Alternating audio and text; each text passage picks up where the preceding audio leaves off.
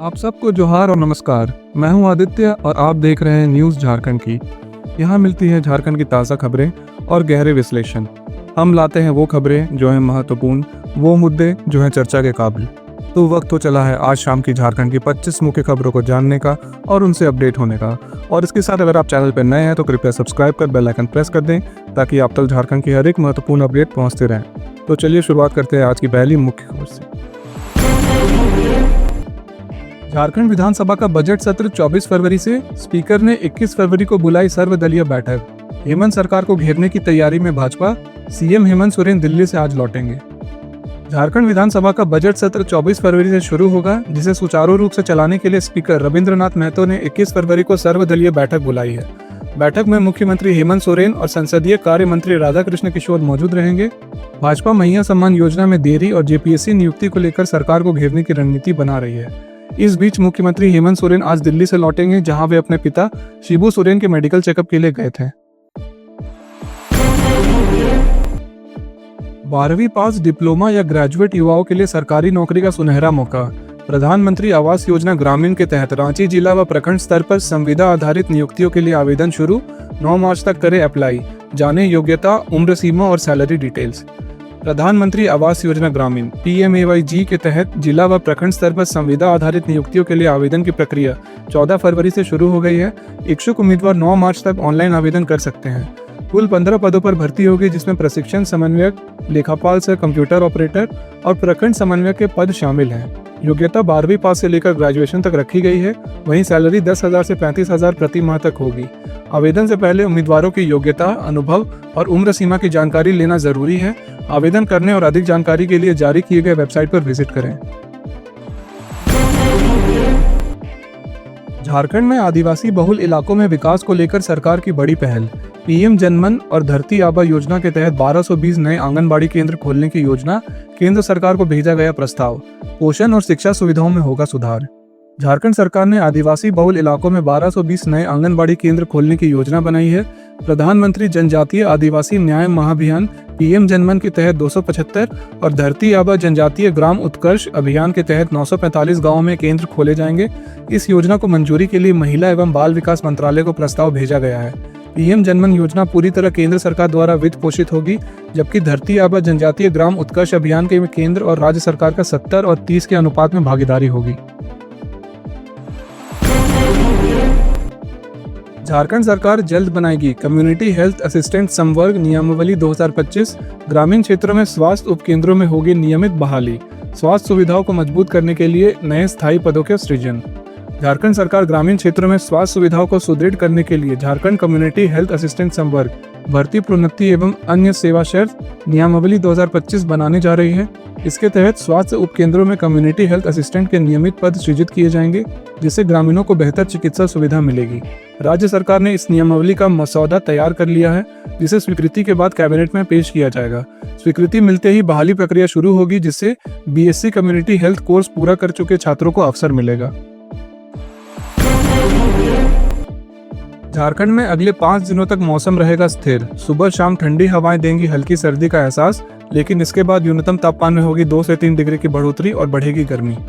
झारखंड में अगले 5 दिनों तक मौसम में कोई बड़ा बदलाव नहीं होगा, लेकिन सुबह और शाम ठंडी हवाओं से हल्की सर्दी महसूस होगी। गुरुवार को गुमला 9.6 डिग्री सेल्सियस के साथ सबसे ठंडा रहा, जबकि सरायकेला में अधिकतम तापमान 36.4 डिग्री सेल्सियस दर्ज किया गया। मौसम विज्ञान केंद्र के अनुसार 5 दिनों के बाद न्यूनतम तापमान में 2 से 3 डिग्री की वृद्धि होगी, जिससे गर्मी बढ़ने लगेगी।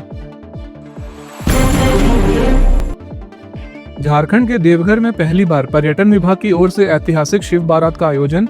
12 ज्योतिर्लिंगों के दर्शन, 3-4 लाख श्रद्धालुओं की भीड़ की संभावना। ड्रोन, लेजर शो और भव्य झांकियों के साथ 26 फरवरी को निकलेगी बारात।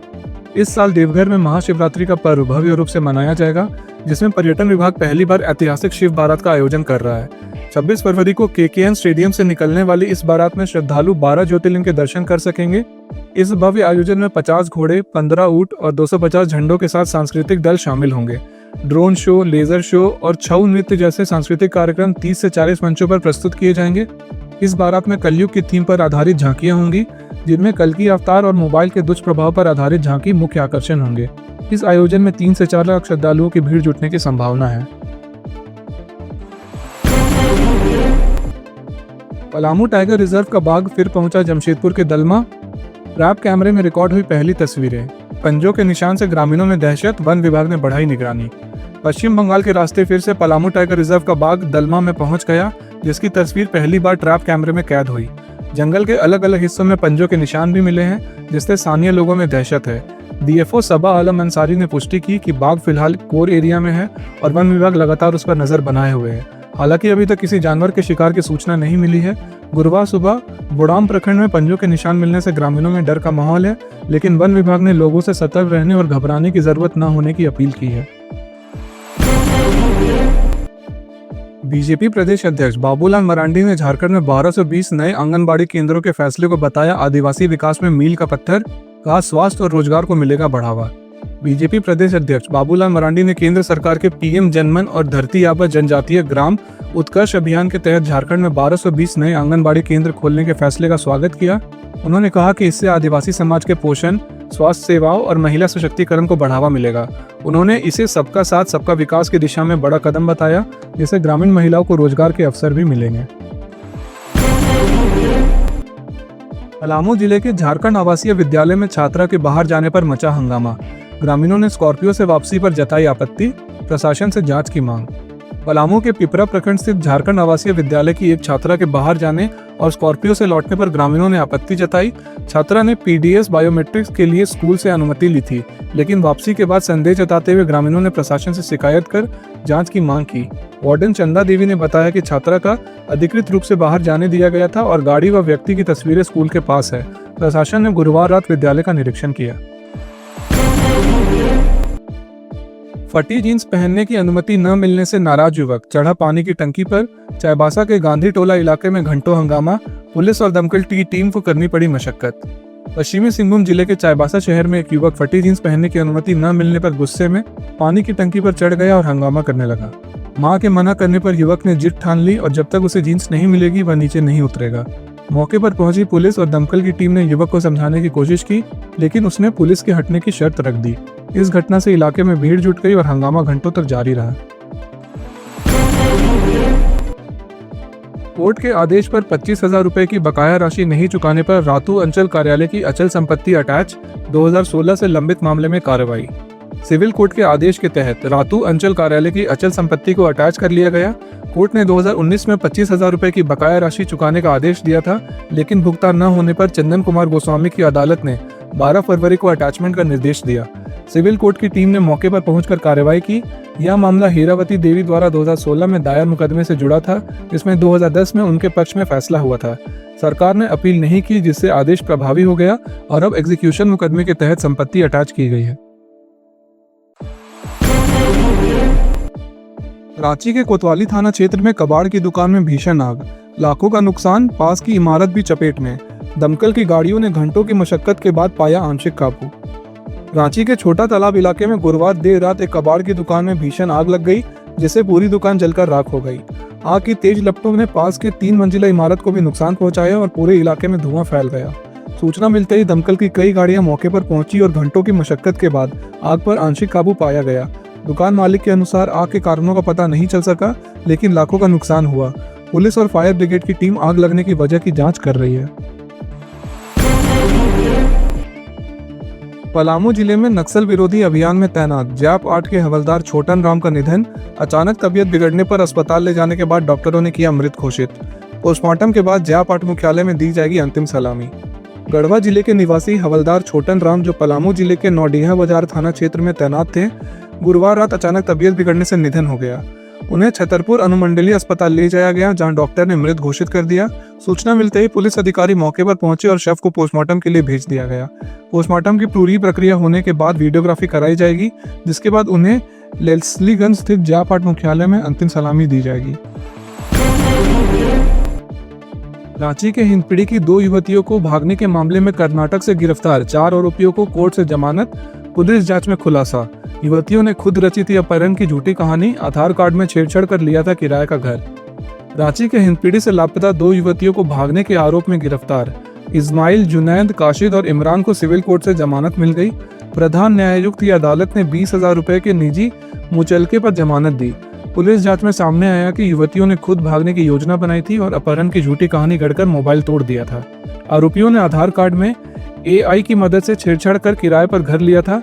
पुलिस के मुताबिक फेसबुक पर हुई दोस्ती के बाद 5 साल से युवतियों और लड़कों का संपर्क था, लेकिन परिवार की नाराजगी के चलते युवतियों ने घर छोड़ने का फैसला किया। हैवी इंजीनियरिंग कॉरपोरेशन HEC को खुद के संसाधनों से चलाने की योजना फिर से सक्रिय। यूनियनों ने खाली जमीन और भवनों को लीज पर देकर वित्तीय संकट दूर करने की मांग। केंद्र सरकार के फैसले के बाद प्रबंधन का प्रस्ताव तैयार करने का दबाव बढ़ा। हैवी इंजीनियरिंग कॉरपोरेशन HEC को खुद के संसाधनों से संचालित करने की योजना दोबारा शुरू हो रही है।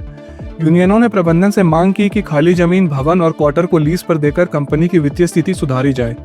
केंद्र सरकार ने पहले इस प्रस्ताव को खारिज कर दिया था, लेकिन अब HEC को खुद के देनदारियों का भुगतान अपने संसाधनों से करने को कहा गया है। नीति आयोग की कमेटी ने आधुनिकीकरण के लिए 1100 करोड़ रुपए की योजना तैयार की थी, जिस पर अब तक कोई निर्णय नहीं हुआ है।